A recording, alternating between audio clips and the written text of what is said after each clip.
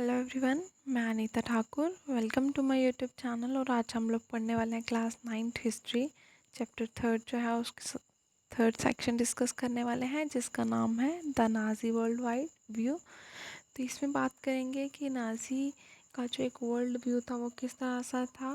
ठीक है, तो यहाँ पर आप लोगों को पता है कि नाज़ीज़ जो थी, नाज़ी पार्टी जो थी, उन्होंने क्राइम्स, बहुत ज़्यादा क्राइम करा था, जिससे कि वो एक बिलीफ के साथ जुड़ा हुआ था, एक पर्टिकुलर सिस्टम के साथ जुड़ा था, जिसमें बहुत सारी प्रैक्टिसेस को क्या किया जा रहा था, फॉलो किया जा रहा था। नाज़ी आइडियोलॉजी जो थी वो हिटलर के वर्ल्ड व्यू के साथ चल रही थी, मतलब हिटलर के विचारधारा के साथ चल रही थी या फिर हिटलर की व्यूज़ के अकॉर्डिंगली चल रही थी। तो अगर हम लोग बात करें कि वहाँ पर इक्वालिटी जो थी लोगों में वो बिल्कुल भी नहीं थी, और वहाँ पर रेशियल हायरार्की थी। रेशियल हायरार्की का मतलब क्या हो गया, सुपीरियरिटी और इन्फीरियरिटी कम्प्लेक्स वहाँ पर बहुत ज़्यादा था। तो वहाँ पर क्या देखा जाता था कि हायर कास्ट, लोअर कास्ट के लोग जो थे, इस तरह की बातें करी जाती थी। तो वहाँ पर blond eyes, blue eyes, Nordic, German, Aryans word जो थे ये मतलब टॉप या फिर हायर कास्ट में आते थे, और ज्यूस जो थे वो लोवेस्ट रैंक पर आते थे, जिनको हम लोग बिल्कुल मतलब बिल्कुल लोवेस्ट लेवल पे बोल सकते हैं, जो सबसे निचले स्तर पर आते थे। ठीक है, अब ये लोग जो थे उनको एंटी रेसल रेस भी कहा जाता था, या फिर एनिमीज ऑफ द आर्यंस भी कहा जाता था। इसका मतलब क्या हुआ कि ये आर्यंस के एनिमीज हैं, उनके मतलब हम लोग बोल सकते हैं कि उनके दुश्मन हैं। ठीक है, और उसके बाद जितने भी बाकी वाले कलर के लोग थे, एक्सटर्नल फीचर्स जिनमें अलग थे, उनके लिए बोला गया कि एक्सटर्नल फीचर्स जो हैं वो भी बहुत ज़्यादा मैटर करते थे। कि हाँ, एक्सटर्नल फीचर्स, अगर किसी का रंग सांवला है, कोई ब्लैक कलर का है, तो वो भी हिटलर के रेसिज्म के अकॉर्डिंगली हम लोग उनको भी अलग अलग तरह के, अलग अलग मतलब क्लास में डाल सकते थे। अब ये जो रेसिज्म था, जिसको हिटलर का रेसिज्म कहा जाता था, जिसको जातिवाद कह सकते हैं या नस्लवाद कह सकते थे, उसमें अलग अलग थिंकर्स का अलग अलग व्यू था, जो कि उन्होंने थिंकर्स के व्यू पॉइंट से इसको मतलब बोरो किया था।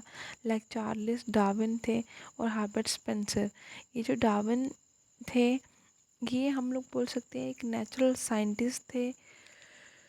जितने भी प्लांट्स और एनिमल्स थे उनको किस तरह से क्रिएट किया गया, किस तरह इनका एक्सप्लेनेशन ये दिया गया था इसमें। ठीक है, और concept of evolution and natural selection, ये जो हार्बर्ट स्पेंसर थे ये सोशोलॉजिस्ट हैं, मतलब ये सोशल डार्विनिज्म की बात करते हैं कि एक ऑर्गेनिज्म जो है वो कैसे सर्वाइव करता है और किस तरह से वो इवॉल्व होता है।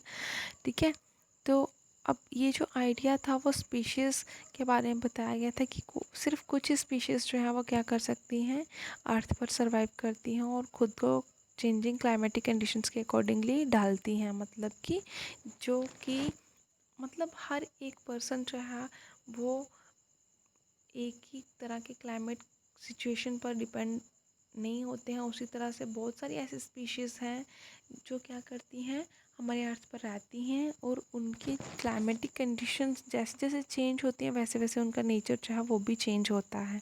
ठीक है, उसके बाद उन्होंने क्या बोला कि माइंड जो है वो हमेशा, उनने ये बात करी कि ह्यूमन इंटरवेंशन जो है वो हम लोग प्योरली बोलते हैं कि एक नेचुरल प्रोसेस है जिसको सेलेक्ट करा जाता है। और बाद में बोला गया आइडियाज़ जो कि रेशियस थिंकर्स के द्वारा यूज़ करे गए या पॉलिटिशियंस के द्वारा यूज़ किए गए, उनका मोटिव सिर्फ यही था कि इम्पीरियल रूल करा जाए ओवर द कन्क्योर्ड पीपल, कि मतलब किस तरह से लोगों को अपने एरियाज़ के अंदर लाया जाए या लोगों की थिंकिंग पर किस तरह से कंट्रोल किया जाए। नाज़ी पार्टी का ये आर्गुमेंट था, वो सिंपली ये कहती थी कि स्ट्रॉन्गेस्ट रेस मतलब जो हायर कास्ट है वो क्या कर सकती है, वो सरवाइव कर सकती है, वो जी सकती है, वही गवर्नमेंट को संभाल सकती है, और जो वीक वन है, जो स्मॉल या फिर हम लोग वीकर सेक्शन कहते हैं जिसको, उसको पनिश करना चाहिए। ठीक है, उसको ख़त्म कर देना चाहिए। जैसे उन्होंने बोला था कि आर्यन रेस जो है वो सबसे अच्छी है, क्योंकि वो हाईएस्ट मतलब रैंक में आती है वो, और वो प्योर कहा जाता है उसे, और वो स्ट्रॉन्गर है, वो मज़बूत है, और वो बहुत ज़्यादा हम लोग बोल सकते हैं कि उसमें वो कैपेबिलिटी है कि वो डोमिनेट कर सकता है, वो दूसरों को कंट्रोल कर सकता है। ठीक है, उसके बाद हिटलर्स की जो आइडियोलॉजी थी उसमें कुछ जियोपॉलिटिकल कंसेप्ट्स के बारे में बात करी गई, लाइक लेबननसम, ठीक है। तो उसमें क्या कहा गया, लिविंग स्पेस की बात करी गई। उनका ये मानना था कि न्यू टेरिटरीज जो हैं उनको एक्वायर किया जाए, उनमें सेटलमेंट जो है वो लाई जाए, उन एरियाज़ को अपने कंट्रोल में लाया जाए, ठीक है।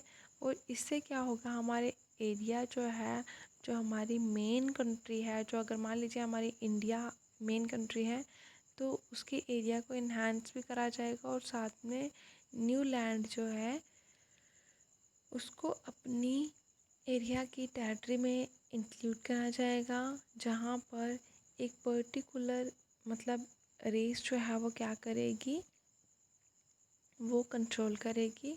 और कहीं ना कहीं ओरिजिनेशन होगा एक न्यू, मतलब हम लोग बोल सकते हैं न्यू प्लेस जो है वो मिल जाएगा हमें। तो उसके बाद यहाँ पर बताया गया कि उनका मेन मोटिव यही था कि अगर हम लोग किसी एरिया को अपने एरिया में इंक्लूड करते हैं, मिलाते हैं, तो इससे क्या होगा, हमें मटेरियल रिसोर्सेज जो है वो मिल जाएंगे, जो कि जर्मन नेशंस की पार के लिए बहुत ही ज़रूरी हैं। हिटलर जो थे वो चाहते थे कि मैं एक्सटेंड करूं, किसको एक्सटेंड करूं, जर्मन बाउंड्रीज़ को इन्हांस करूं, उनको बढ़ाऊं, और मैं उनको ईस्ट वर्ड की तरफ मूव करूं, जिससे मैं जितने भी जर्मन्स जो कि आते हैं वो सब एक ही प्लेस पर हों, मतलब जर्मनी के कंट्रोल में हो, जितनी भी जर्मन स्पीशीज़ हैं या फिर हम लोग बोल सकते जर्मन लोग हैं। तो पोलैंड जो था, Poland become the laboratory of this experimentation. और इसको सबसे पहले कहाँ से स्टार्ट किया गया, पोलैंड से, क्योंकि पोलैंड